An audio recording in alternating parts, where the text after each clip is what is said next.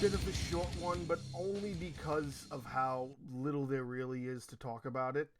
I just want to do an entry on this because I know that it's definitely like I want to say maybe a guilty pleasure of mine for this film, but I do really, really love the concept. And after reading a little bit about it to make sure I was talking relatively correct when I did the entry, Circle from 2015 does come with a little bit of inspiration from the 12 Angry Men storyline, which was made into two separate movies, one in the 50s and one in the 90s. And that concept is fantastic. I love the 1957 version of 12 Angry Men. And that's probably one of the reasons why I love this film so much, too. So there isn't really much to talk about, essentially, for this film, which is why this will probably be really quick. But for Halloween purposes, it is still like this sci-fi horror thriller type movie. And also don't get it confused with The Circle with Emma Watson and Tom Hanks that comes out like a couple of years after the fact. No, this is just Circle. All right. This isn't a film that went into theaters. This isn't a film that like got a lot of big publicity. This is just a film that might have popped up on one of your streaming services within that year it was released. I remember finding it on Netflix, but I've also seen it on Amazon Prime.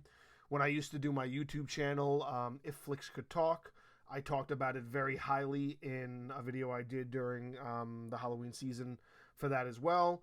And I just figured I'd do a quick entry on it for the podcast, for this little diary that I like doing, because I just love this film so much. And like I said regarding other entries, this is just one that I usually watch, often.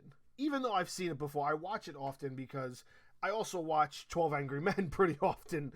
That I think, most people will probably sit there and be like, well, how often do you actually watch 12 Angry Men? I watch 12 Angry Men at least once a month. I don't watch Circle that often, but being that I can kind of see in my research that the writers and directors had the same inspiration and just gave it this like sci-fi horror twist, I was really appreciative of that, and that's why I find a lot of enjoyment in this movie. So Circle is essentially about 50 people who just wake up in this dark room, and they're positioned in a circle in circles, hence the name Circle. And what they learn slowly but surely is that one of them dies every couple of minutes. I think it's like every 60 seconds somebody dies. Now, what they start to learn is that they get to vote on who dies.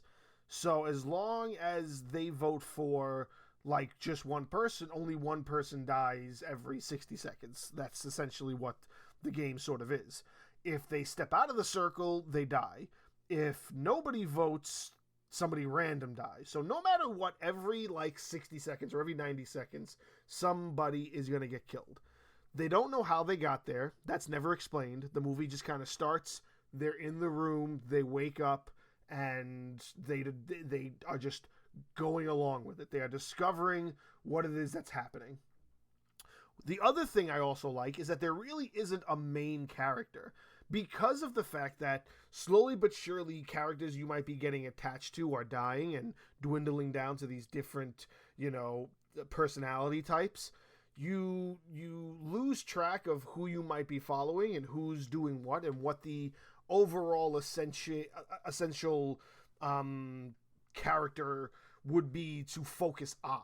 There really isn't time to do that. So what I appreciate about with that as well is not only is it very few people you would recognize, they're all basically kind of side character people or actors who only get like these simple roles that nobody really remembers in most things. I don't know anybody that's really attached to this because it's like a straight to stream kind of thing. But it's just knowing that you don't really recognize anybody as an actor. Then you don't know who to really put the focus on. When you don't know who to put the focus on, the focus goes to whoever is kind of talking the most. And even if there's somebody talking the most, in three people, that person will eventually die because that's what happens. It's this play, this toy on humanity and how we turn against each other, and you put enough people in a room, eventually they're going to start teaming up and forming alliances almost, and they want to make it where they're the survivors and nobody else survives. Everybody's going to be thinking that, and you got a whole room of people that are thinking that. So when you have a whole room of people thinking that, eventually, you're going to lose. And it keeps going and going and going until all 50 people are essentially dwindled down to just one. But you don't know that as you're watching it. As you're watching it, you don't know when they're going to stop. They just keep going.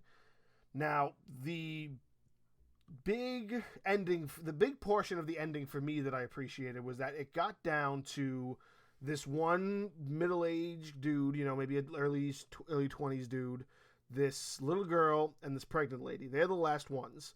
And so they're sitting there, and they're coming up with this idea, and this guy is trying to, speak to this young girl and trying to discuss with her, what they should do, because the pregnant woman should be the one that's, survives. Or I think it's that, he'll kill her, and then the little girl will kill him, and then the mother will survive. And that's sort of, what it is they're going for. Now, what he does is he turns the tables on her, and he winds up having the two of them die, and he's the one that survives. And then you realize that throughout all of the conversations happening throughout the film, he's the one that's really poking the fire the most. So as he's poking the fire, causing all of these other people to kind of die, so he could be the last one. It's really this play on how manipulative this dude actually was from the get-go, when he seemed like the most reasonable and logical one of them all. And really, he just played them all. And then not only did he play them all, but then, the circle plays him, because it's like there's still two people on the board. He's like, what do you mean there's two people? I'm the last one alive. But no, the pregnant lady's unborn child counts. So then he has to decide whether or not he kills the baby, even though the mother's already dead. And it's just that moment when you're like, holy shit, you didn't think they were going to do that, and then they did that, and fuck.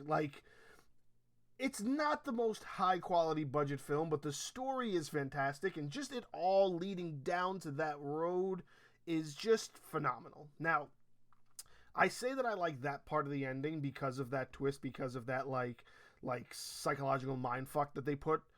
But right after that is where it really goes downhill, because then you discover that it was really aliens, and they beam him back down to Earth, and he joins a group of another bunch of people that apparently were also doing the same shit, and they were picked as being the ones to survive.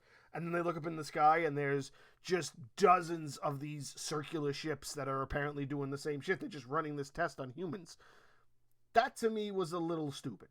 I could have gone without that. I could have had the movie wake up with him maybe being alive somewhere, and there'd be no explanation to the circle. Maybe that would have made me appreciated it a little bit more.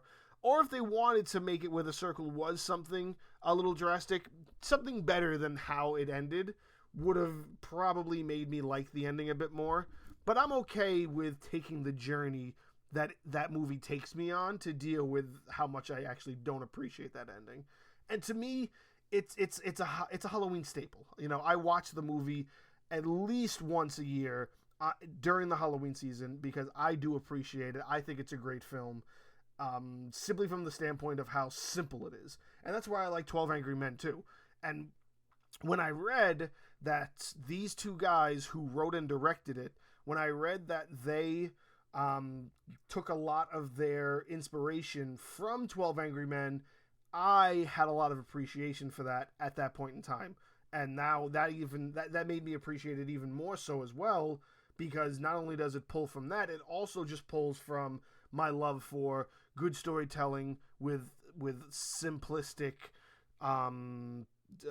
plot devices and simplistic environmental elements, you know, things that can tell you a story without big explosions and really doing a lot with very little of a budget, because there's definitely a very small budget for this film, but it is so worth it. I love Circle of Death. I really, really do.